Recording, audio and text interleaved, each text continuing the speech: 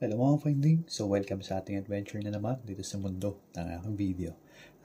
Ito yung video natin na to na gagawin ko ay ang daming nagtatanong kung paano ba sila makakapagtrabaho sa barko o kaya sa cruise ship.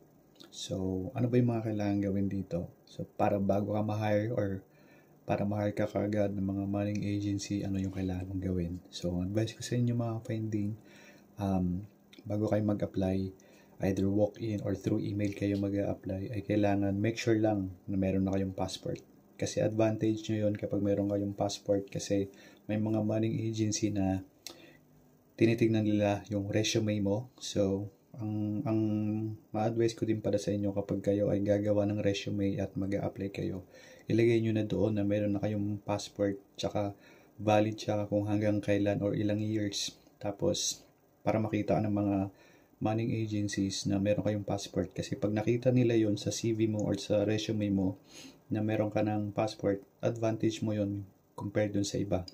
Kasi may mga manning agency na tinitignan nila kung ano ba yung advantage mo. So, para sa kanila is mapapadali na yung pag-alis mo kasi meron ka ng passport. So, yan. Isa yan sa mga tips na ibibigay ko sa inyo kapag kayo ay mag-a-apply. So, kailangan meron kayong passport kasi yan yung advantage nyo sa iba. At maliban dyan, kung gusto nyo talaga magbarko at yun talaga yung career na gusto mo, ay dapat meron kang seaman's book.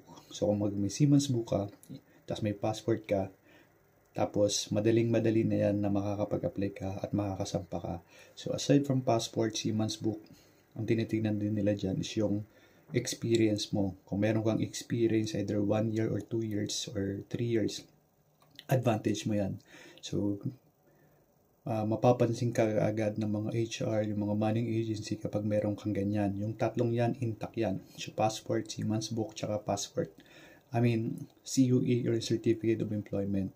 The rest, to follow na lang yan. Kung may mga minor na requirements lang na mga documents na kailangan mong i-provide, kailangan mong ibigay, madali na yan. Ang matagal kasi kunin dyan is yung passport tsaka yung seaman's book.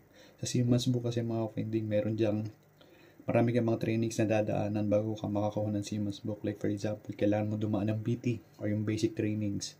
So, kailangan mo ipasa yan kasi isa yun sa mga requirements. Tapos, may papa-COP ka pa dyan. So, meron akong video dyan na pinakita. So, merong video akong share at makikita nyo yan at mapapanood nyo para magkaroon kayo ng idea kung paano ba yung COP o yung pagpapa-COP ng mga certificates na yan.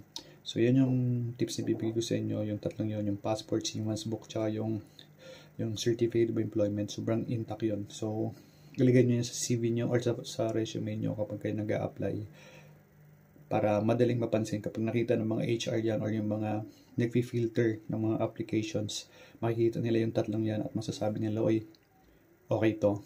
Advantage nitong isang do kasi meron siyang passport, may seaman's book, tsaka may COE. At yun, so kapag nag-email kayo o kayo nag-walk-in kayo, i-ready nyo yan. Tapos, syempre, galingan nyo na yun sa interview. So, pag pumasa kayo sa interview, ready na yung mga documents nyo. Ang next nyan is yung medical at syempre ticket kapag naging okay na lahat.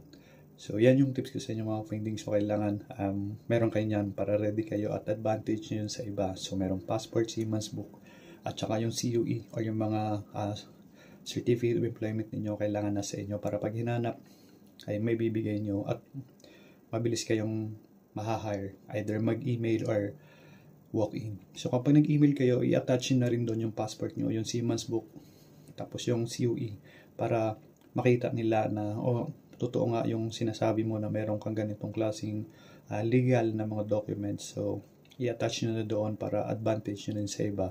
And then magugulat na lang kayo bilang may mag-i-email back sa inyo. Tapos magsasabi na may interview ka at bibigyan kanila ng araw kung kailan kayo interviewin. Or kapag nag-walk-in ka naman is meron kang CV. So, andun yung resume mo. I-print mo rin yung passport mo tsaka yung seaman's book mo. Ilagay mo dun sa likod para makita nila yung mga requirements mo na legit talaga. So, ito mga finding, isa pa dun sa mga gusto kong i-advise. Gawa kayo ng portfolio.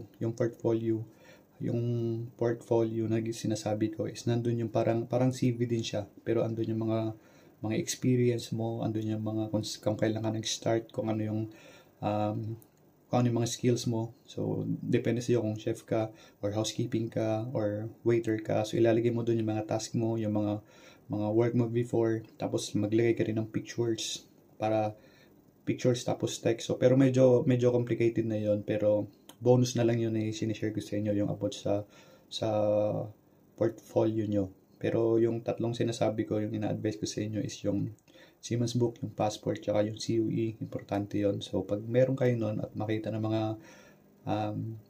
manning agency na kung saan kayo nag-a-apply, ay sigurado matatanggap at makahire kayo kaagad. So, yun lang mga finding ating adventure of today. At sa mga nagtatanong sa akin kung bakit hindi sila natatawagan at hindi sila nire-replyan, kasi nga, ang tagal na doon nila nag-aantay pero hindi sila sinasagot.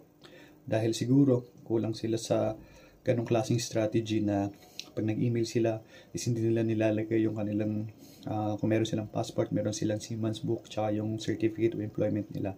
So, kapag nag-apply kayo online or kaya nag-walk-in kayo, ibigay nyo nila lahat ng best nyo. Ibigay nyo lahat ng barahan nyo. Like for example, yung passport, yung Siemens Book, tsaka yung CUE. Ibigay nyo na yun, ilatag nyo na yun para madali kayo pumasa at mabilis kayo mapansin at makapagtrabaho kayo agad sa barko. Either sa cruise ship, sa tanker, sa passenger, or sa kung hindi man passenger. So, yun. So, yan yung mga nagtatanong sa akin, bakit hindi sila natatawagan, hindi sila pinapansin. So, yun lang mga finding yung gusto kong advice sa inyo. Lalo-lalong ka na nanonood ngayon na gusto magtrabaho sa barko, gawin mo yung advice ko sa inyo dahil effective yan, dahil yan yung ginawa ko noon.